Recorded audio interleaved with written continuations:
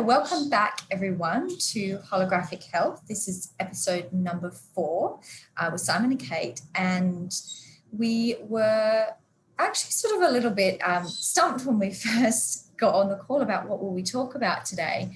And I mean, I'm not sure, it may be that there's just something going on universally at the moment, and everyone's, you know, just generally the energy's taking a bit of an exhale and a bit of a rest. But within that, we started to talk about purpose, and seemingly from having not much that we wanted to cover, this topic of purpose came up, which is actually quite in depth and something that a lot of us struggle with.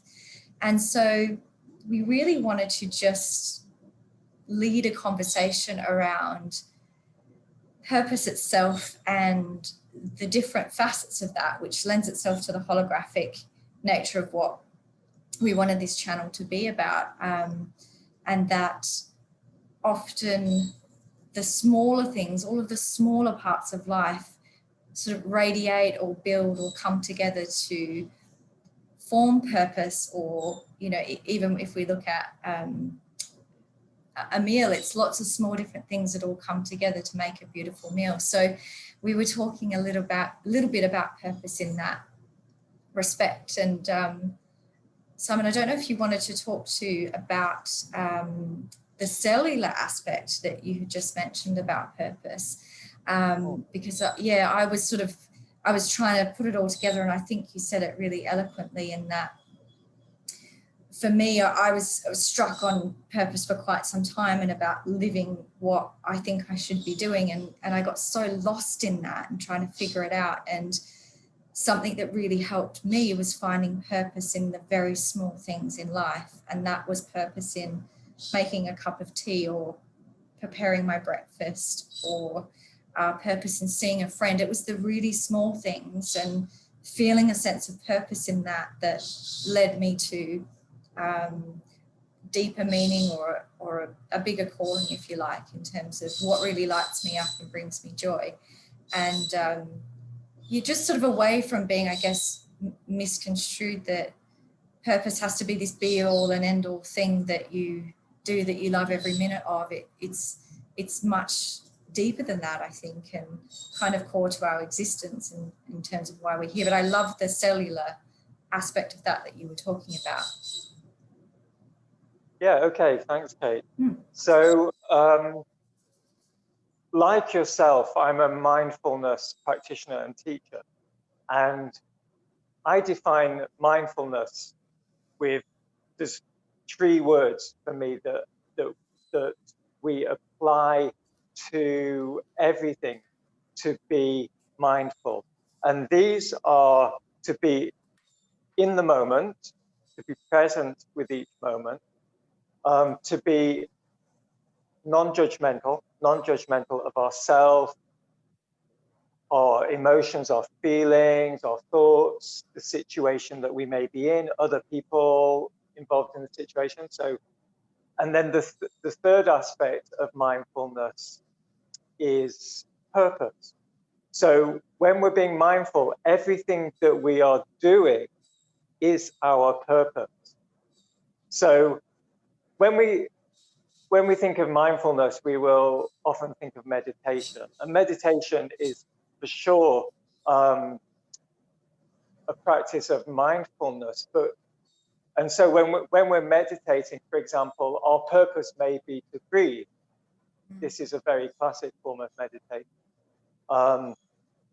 And so we sit, we breathe, we maintain our awareness in the present moment. So we're always observing our minds as they drift into the past, into the future, or look for some kind of distraction, and we're aware of any kind of judgments that come up within us. So that is essentially what meditation is.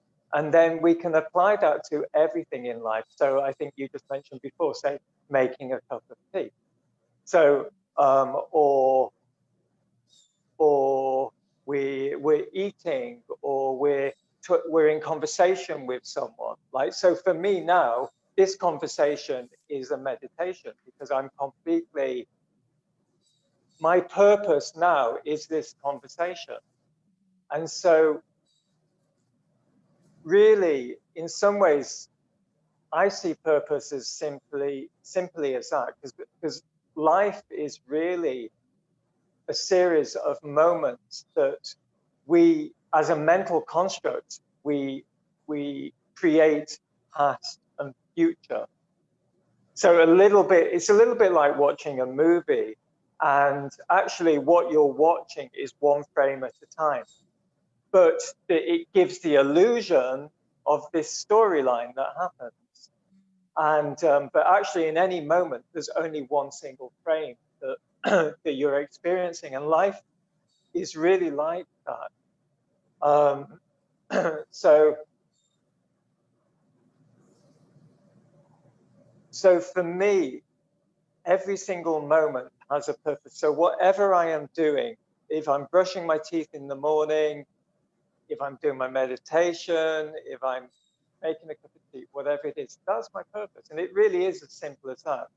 And then, so all these moment-to-moment purposes then start to create the story or the bigger purpose of our life, in the same way that the movie is made up of all these stills.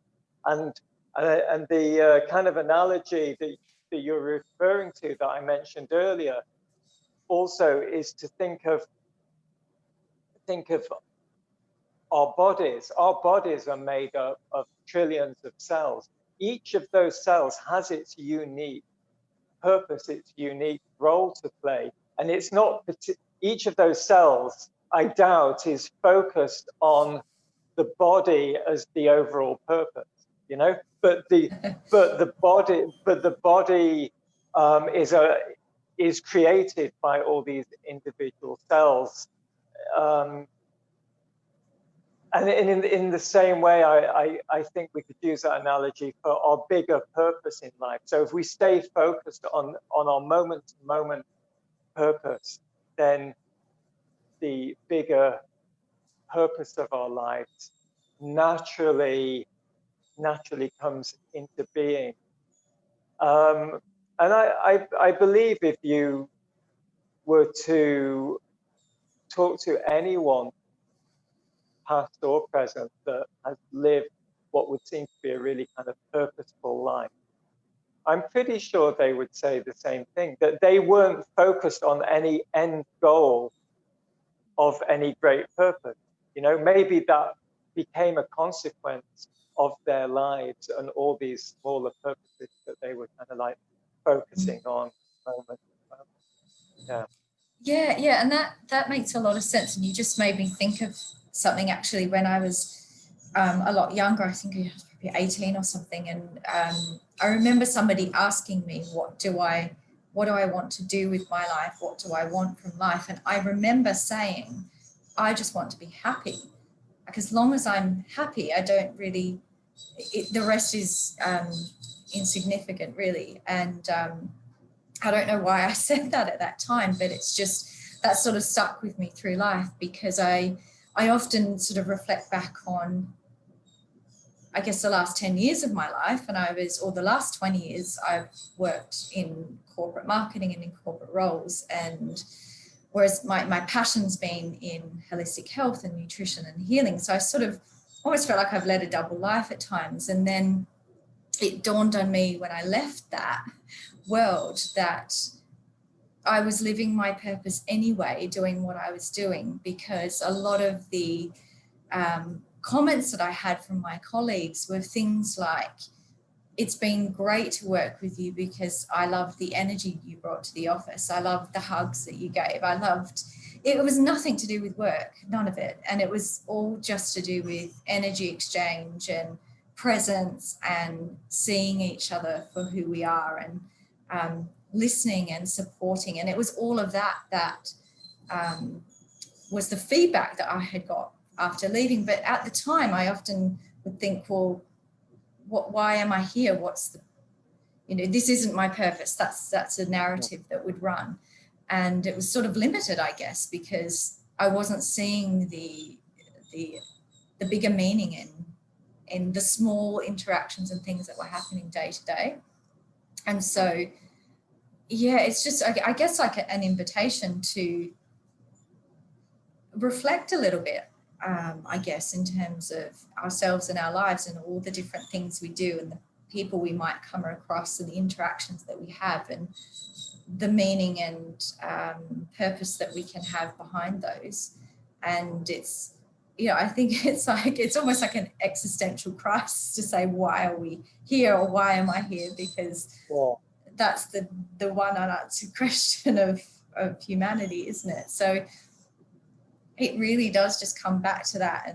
And for me, I often feel like if I'm being, I don't like to label being sort of good or bad, but I feel if I'm being a good person, I feel like if I'm living in integrity, I think that's what I'm going for, that being integrous in what I'm doing, the moment, whatever it is that I happen to be doing, or the person that I'm with at the time, that feels like the purpose of, for my life anyway, or a thread that runs through.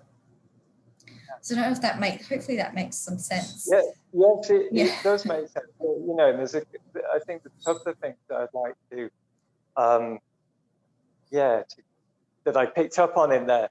First of all, that just intuitive response as a young person or as a child was just absolutely spot on, because that's actually all we do really want, is to be happy, and in many ways, our purpose is following our happiness, as it just step by step, like driving in the dark, where you can just see what's in front of you, and if it looks good, you move towards it, and if it doesn't, you move away from it, and in many ways, it is as simple as that.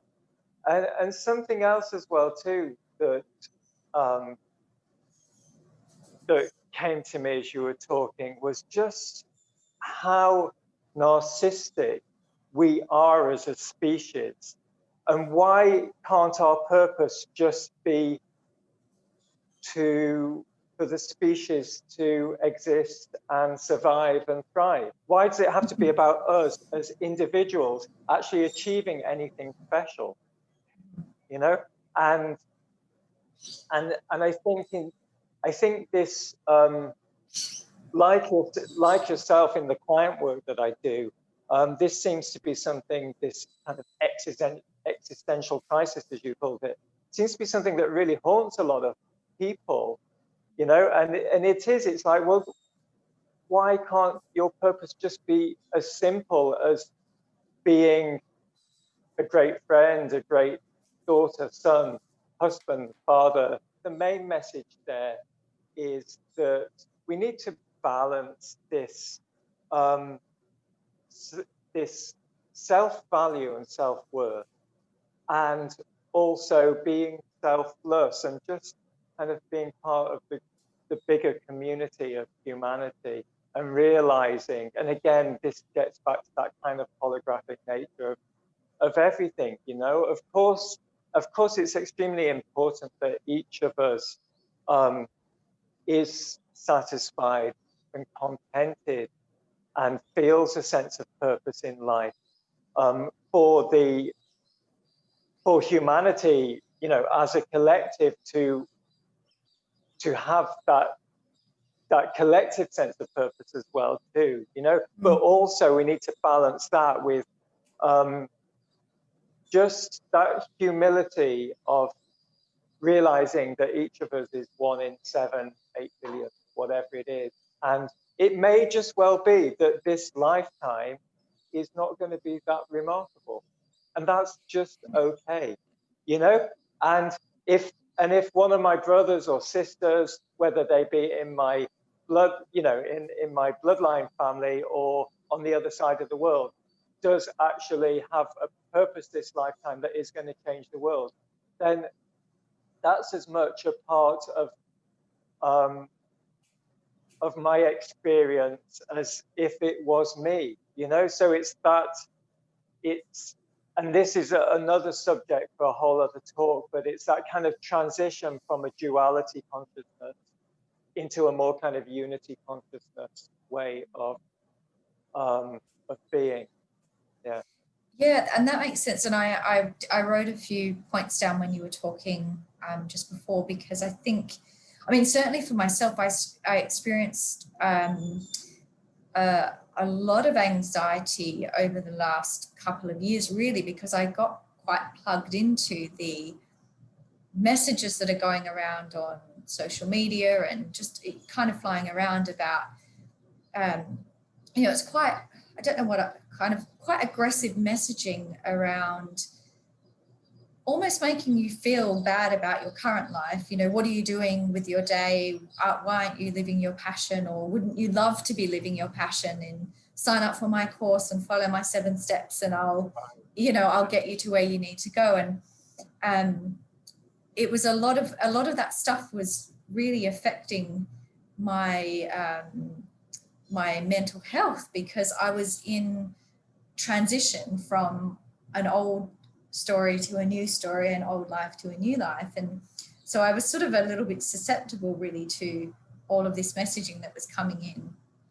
And the more attention I gave to it, obviously, the more it started showing up in my life, because what we focus on expands. You know, where we place our attention is where we place our energy, and we see more of that. And obviously we can use that to manifest brilliant things and have wonderful things in our world. And similarly, if we start focusing on a lot of negatives or let certain things in, it sort of expands. So we need to be mindful of that. And I was sort of left feeling, well, that everything I loved, I should be doing as work, or everything that brought me passion, I should be doing as my job.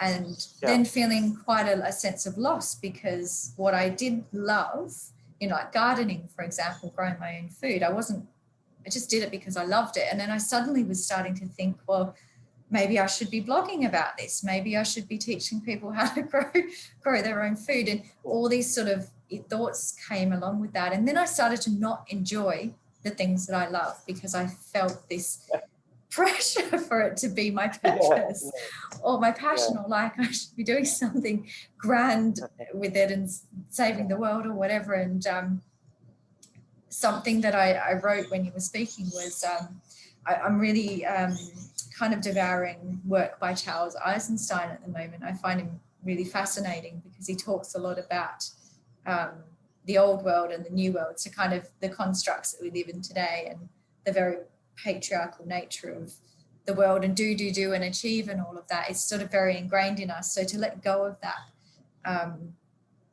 way of operating or thinking takes a lot of courage, and normally a falling apart of our lives as they were. And something that I really enjoyed from something I was recently listening to as part of that was this notion of, we might get a download in a meditation or receive some insight that is quite profound. And I feel a lot of the push on society and a lot of the messaging I was just talking about was that we then have this duty to share it. We then have this duty to post it all over the place or do something with it. And his perspective, which I really resonate with, is that just simply the download and receiving of the information emanates that energy and the message without us even having to speak it or write it or share it. It's there and it's transmuted and shared anyway. And this is not licensed to just say nobody do anything with things that they receive. But you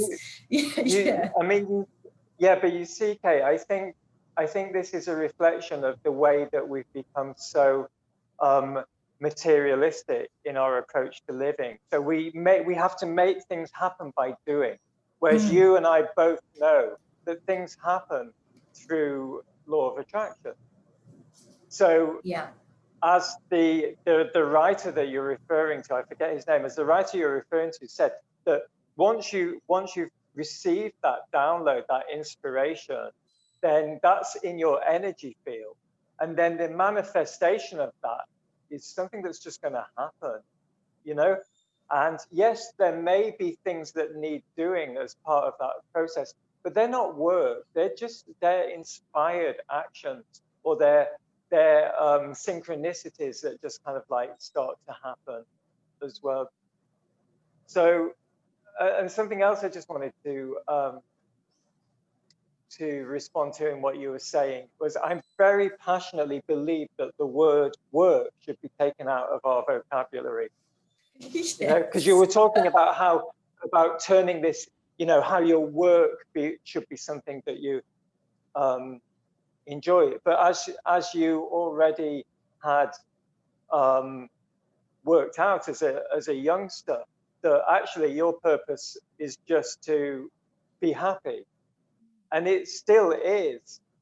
And yeah, that is still the same thing. Yeah, it's still the same thing. So we, you know, we say things like work, rest and play, or work hard, play hard. So like work and play are two opposite experiences. You know, that's the way we've kind of constructed it. And we've constructed this week, you know, a week, where does this week come from that has to be 5, or actually for many people, 6 days of work and 1 day of rest or play. And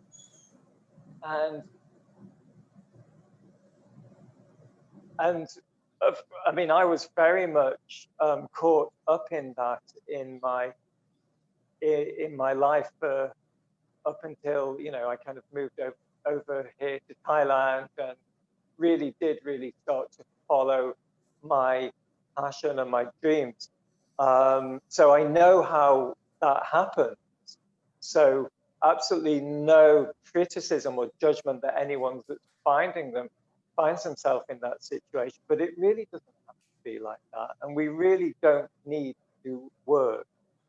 If we follow our passions and our joy, then the abundance just flows from that.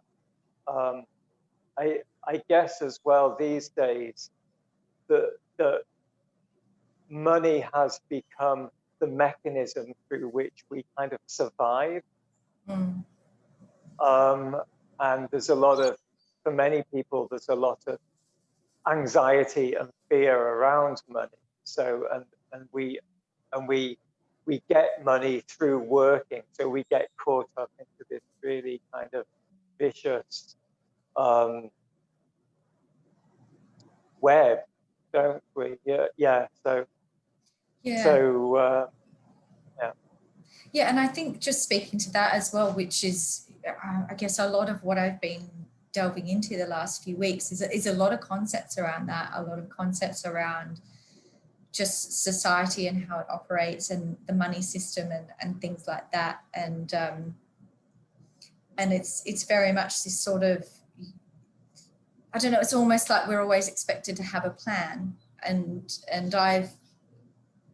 I think we've kind of had similar backgrounds in terms of, you know, you've been in fashion and I've been in corporate, you know, business worlds and that kind of thing, and then moving into something completely different. And when I initially left my job and I was doing a couple of things, I didn't know what I was going to do next. I didn't have a plan. And the amount of people that freaked out over the fact that I didn't have any idea and I didn't have a plan, I was just following what I was enjoying in the moment.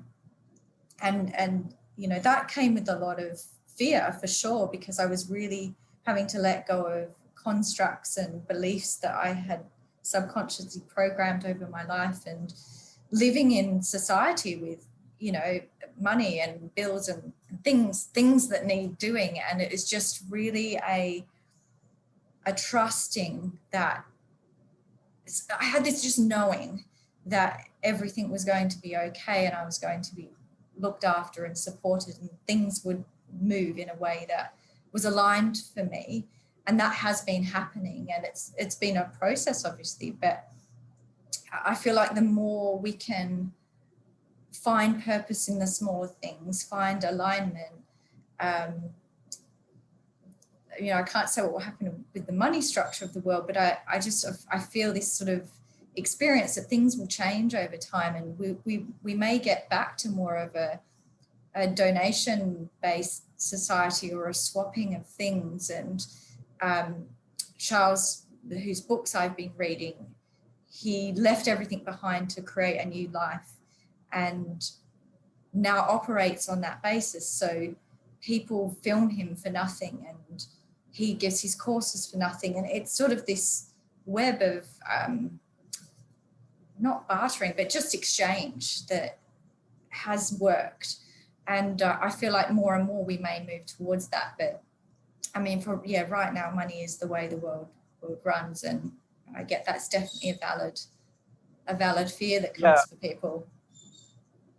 I see, listening to your story, the key element in there was your spiritual health.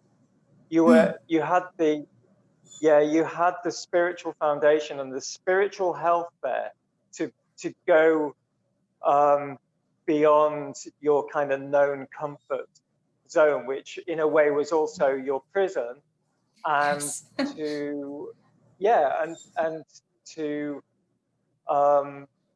follow your dreams, your visions, and your passions, and just have the faith that was going to work out. And so,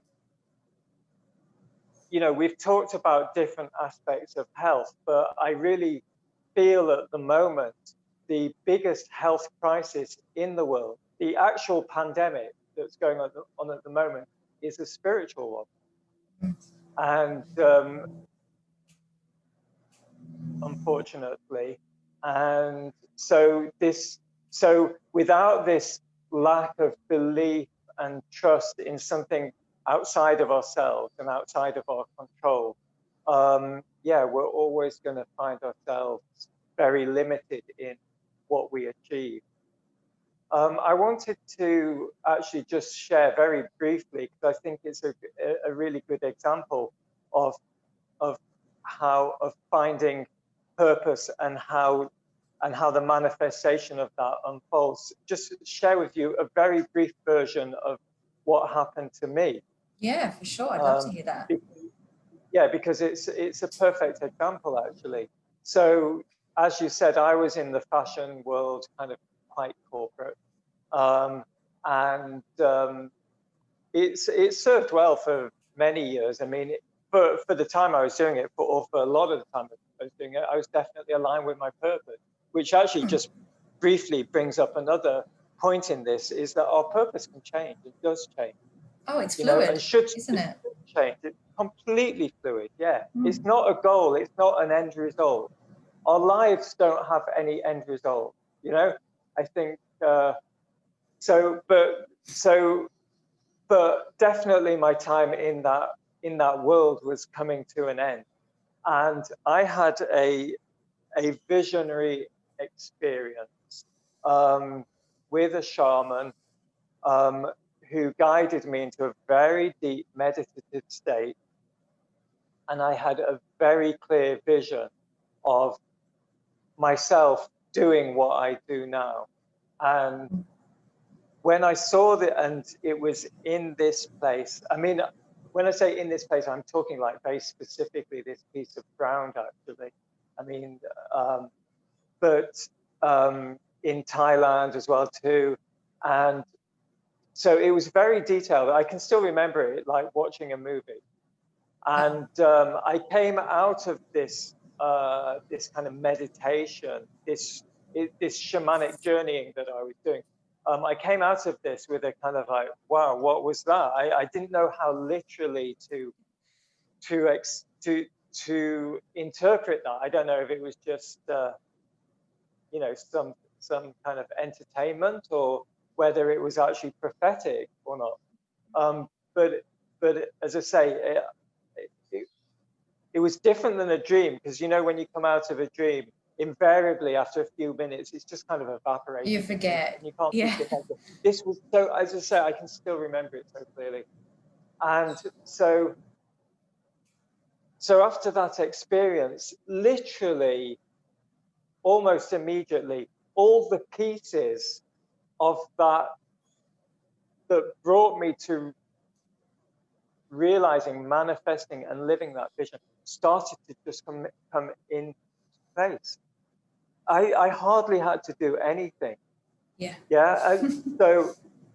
So there was like, I think because I'd received this download, this vision. See, and this is the thing, you can't make those experiences happen. Yeah. They come to you. They are gifts. And this is why I cannot emphasize enough, and I know you agree with me on this, the value of meditation. Oh, yeah. Really, you cannot just sit down and say, right, I've got an hour, I'm going to write out my purpose in life, you know, before my next appointment or whatever it is. It is given to you when you're ready to receive that. Yeah. So, and until that happens, our purpose is to be receptive, is to be open, and whilst that's happening, and we don't know how long that's going to happen, then we make our purpose the cup of tea, the conversation with our mothers or our friends, you know, or cleaning our teeth, or whatever it is. Yeah, we make those our purpose, and then when we're in that state of presence, of no mind and no judgment, bam, then the inspiration comes in. The inspiration doesn't come in when you're in the thinking mind. Yes. It doesn't come into the left side of the brain. It comes into the right side of the brain, which is the no mind. Yeah. Which is what. So, and we can achieve this through sitting on a cushion with our legs crossed, you know, chanting Om, or we can achieve this, you know, planting vegetables in the garden or taking a walk by the beach. There's so many ways to do this. So yeah, I just wanted to share that with you, because actually the way that unfolded, I could never have planned it. Never planned it. Yeah, and but it's it just so kind of happened.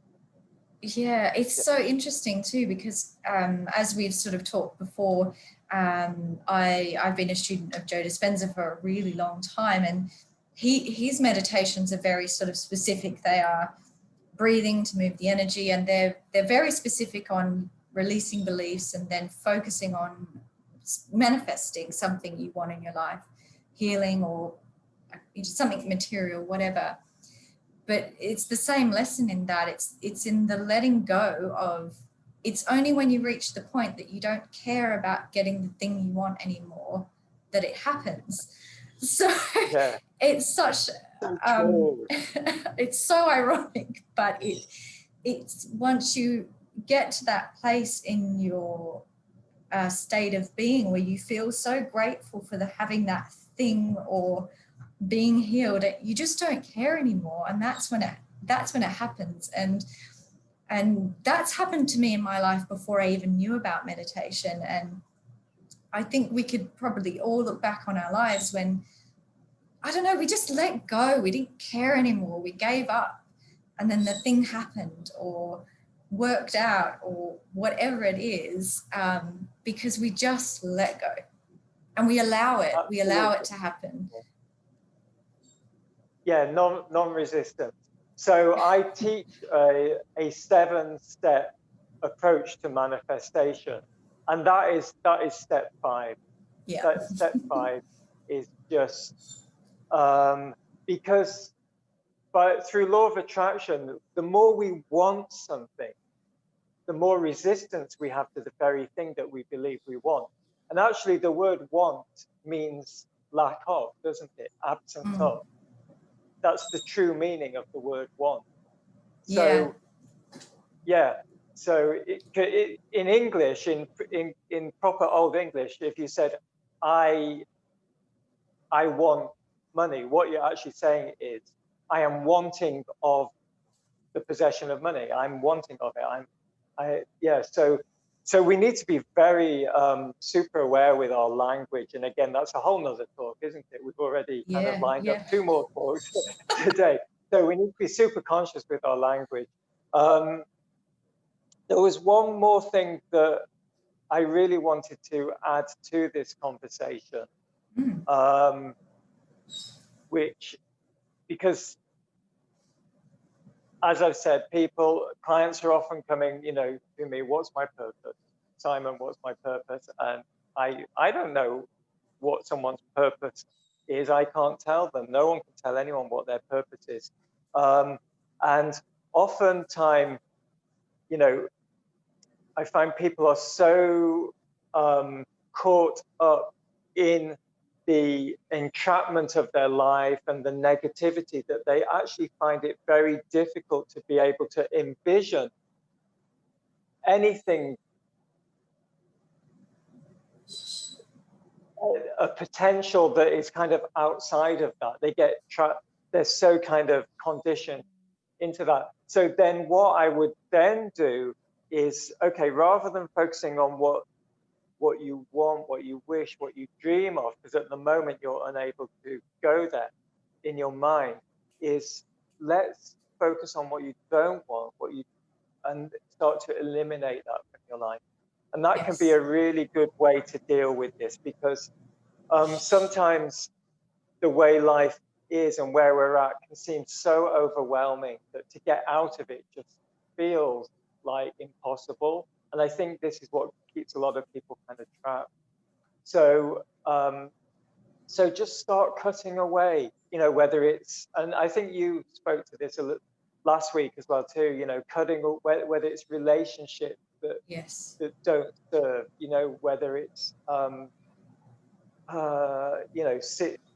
any kind of situations in your life that actually you don't need them. They're not getting you to that kind of happiness that you want to be. And then bit by bit, as you do this, what becomes inevitable is that you're left with the things that feel good, and then you can build from there. Yeah. So I just wanted to share that as well too. So if anyone's listening and thinking, yep, hey, Simon, this all sounds great, but what do I do? I kind of feel like I'm in this kind of dark hole at the moment. It's all very well for you to talk about having a vision, and now you're in Thailand, etc., etc. So yeah, I think if that's where you're at and it's feeling overwhelming, then start with that. Start with just cut away the dead wood and see what's left alive, and then allow that to grow, and it will just grow organically.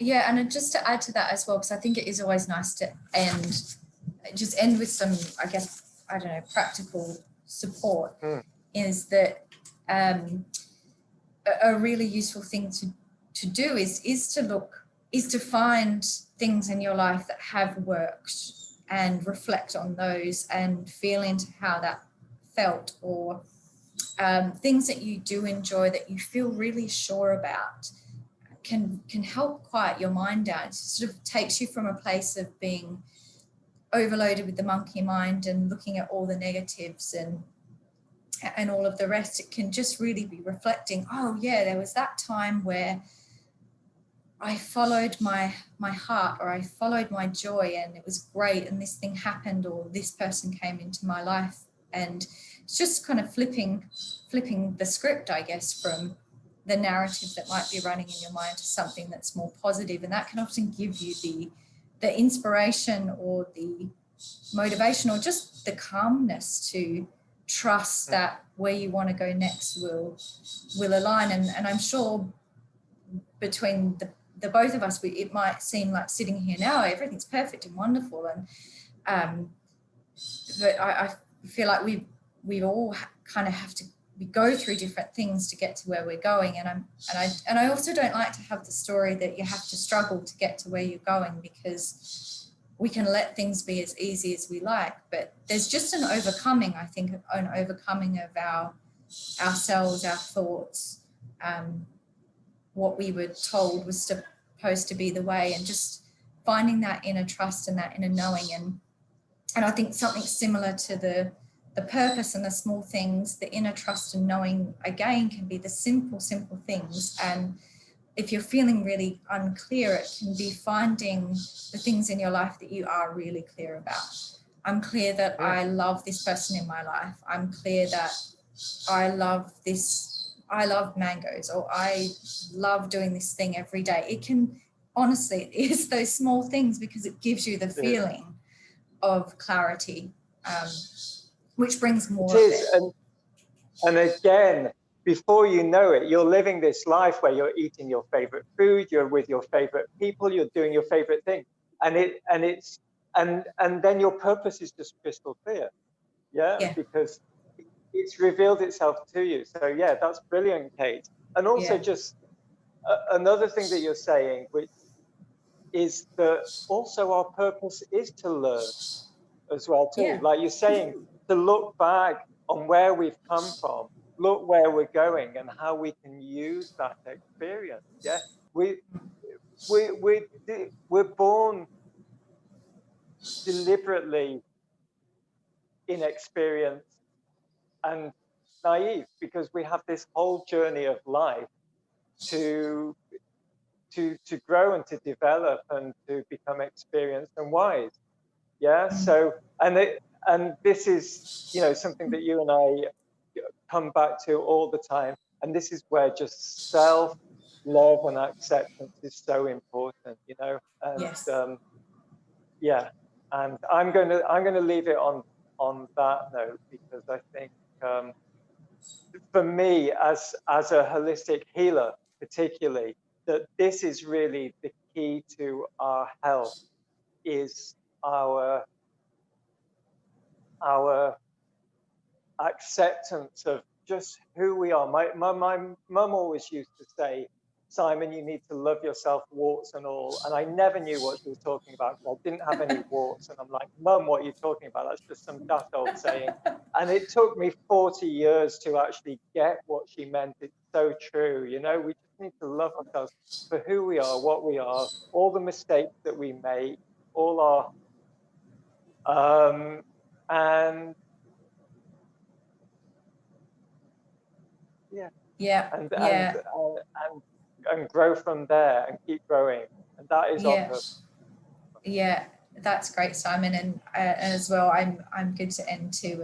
And I feel like a similar thing, really, just to be kind to yourself and just meet yourself where you're at now. And just and also just with, you know, whether it's purpose or clarity or whatever it is that you're seeking, feel into how that feels to have found your purpose or to be clear. Just really sit in those feelings of freedom or excitement or fun and adventure, and that could literally be all you need to do. Just feel what that feels like and forget about the how, forget about the what, and just let yourself love yourself enough to be able to feel those feelings and to feel okay with you. Yeah. That's brilliant, Kate. You've just kind of thrown that in at the end, but I think that's really one of the gems of this conversation. Is yes, and very brilliant. Yeah, just connect with how it actually feels to be aligned with your purpose rather than what the purpose is. And then that feeling will be the magnetic force that draws that purpose or draws you into alignment with it. Yeah, brilliant. Yeah. Thank you. Thanks, everyone. Okay, thank you.